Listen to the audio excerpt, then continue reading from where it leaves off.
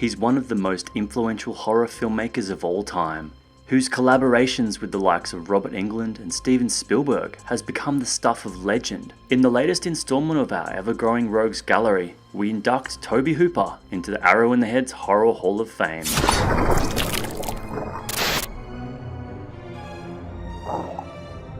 Born in Austin, Texas to theatre-owning parents, the story goes that Hooper's mother Lois went into labour while at the cinema, which may or may not be true, but it's a completely fitting origin story for a boy who would pick up his dad's 8mm camera at the age of 9. Fast forward to his 20s, and Hooper was teaching as a college professor and working as a documentary cameraman.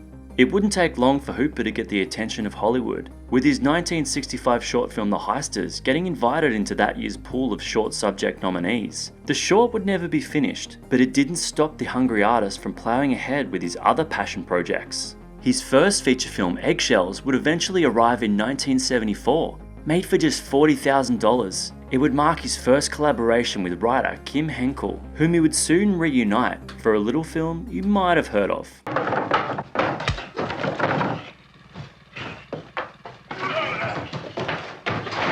Texas Chainsaw Massacre. I decided to make a horror film because I didn't need stars.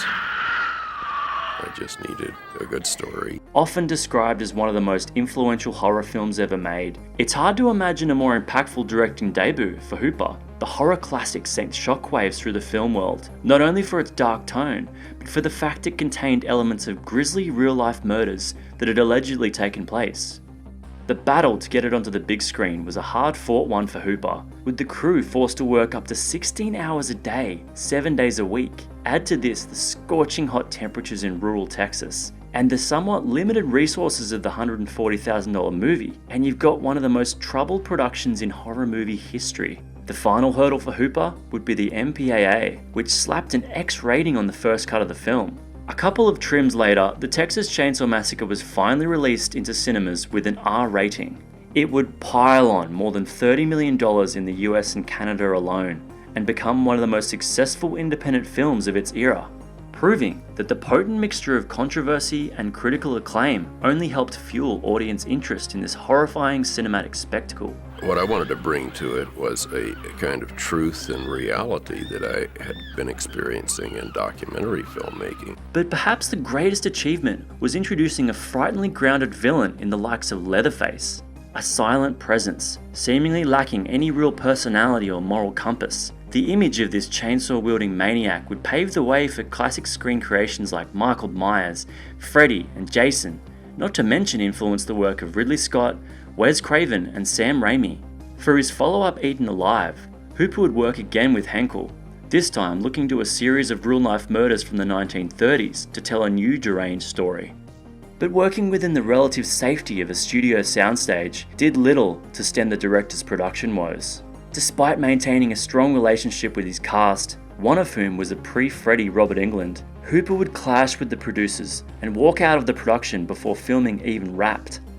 Hooper would have a better experience on his next directorial outing, the television adaptation of Stephen King's Salem's Lot, which at the time would be his biggest budgeted venture yet.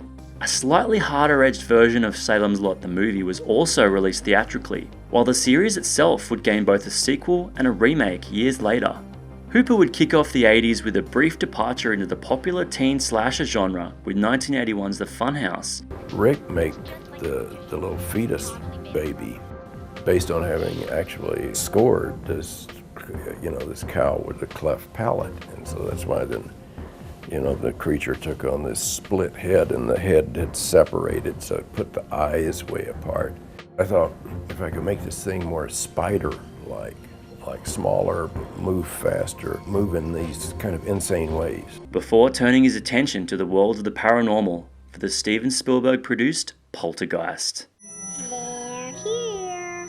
Originally conceived as a sequel to Close Encounters of the Third Kind, Hooper was partially hired because of Spielberg's contractual obligations on E.T., but also so his keen eye for scares could be perfectly fused with Spielberg's sci-fi sensibilities. Much has been written about the making of Poltergeist, and exactly how hands-on Spielberg was during its production. This is great because it's almost a side angle. You see it real well in this last shot. Okay, the other thing is on this arc lighting coming up through the throat. Yeah, the strep throat light. Yeah. It was real dark. This sinister tendril coming out of nowhere.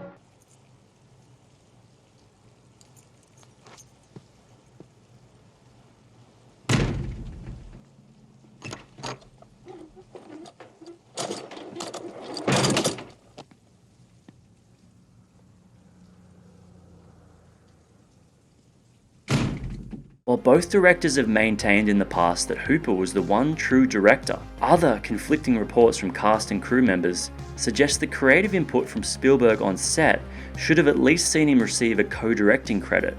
But regardless of who did what, there's no debating the enormous critical, commercial, and cultural impact that Poltergeist had upon its 1982 release.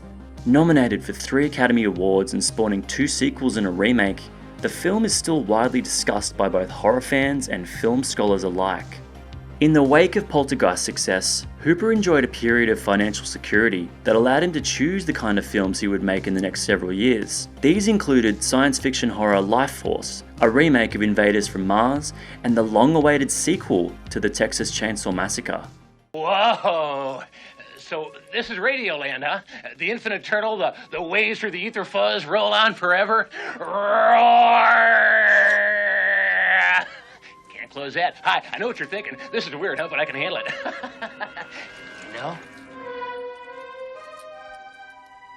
The second entry in the franchise took the form of a black comedy and leaned much more heavily on gore than its predecessor. Although not as well received as the original, it would help pave the way for future installments. The series would eventually yield a total of 8 different films, including a 2003 remake from Michael Bay's production company, which introduced a whole new generation of horror fans to Leatherface. The next phase of Hooper's career would see him spend more time on the small screen, directing the pilot episode of Freddy's Nightmares with old buddy Robert Englund, while tackling the telemovies I'm Dangerous Tonight and The Apartment Complex, as well as the anthology film Body Bags, which he would direct alongside John Carpenter. What the hell? One more for the road. Just a dash. Adds a little spine. Long life. Oh, better. The doctor will see you now. This period was also notable for Hooper's ongoing relationship with Englund, with the now veteran actor playing a dual role in Night Terrors, which the pair would then follow up with Stephen King adaptation The Mangler. The 2000s would see the two team up one last time for a memorable episode of the anthology series Masters of Horror. While sadly on the film front, Hooper's last 4 projects would gain little traction with mainstream audiences, with Crocodile, Toolbox Murders, Mortuary, and Djinn proving to be for die-hard fans only. Then in 2017, the sudden and tragic news arrived that Hooper had passed away of natural causes, aged 74. The outpouring of love that was seen not only in the horror community but across the entire film world highlighted both the director's generosity and long-lasting influence. It confirmed what many had known all along, that throughout his 50-year career, this titan of the industry had amassed a level of respect from his peers and a love of his craft that is rare in Hollywood. We were trying new things in those days, and socially as well as creatively. I mean, Yeah. It seems like there's a huge portion of contemporary horror that was birthed during the Vietnam-era protests, including Chainsaw. Would you say that Oh, definitely. was something you were trying to say? Even if it wasn't deliberate, it would have to come through its times because the times were political. And with new remakes of Salem's Lot, Poltergeist, and the Texas Chainsaw Massacre on the horizon, the legacy of this horror Hall of Famer will only grow stronger with time. When I make a film, and we work together, I continuously sand it and polish it and polish it and polish it, because the closer to music I can make it, the happier I am.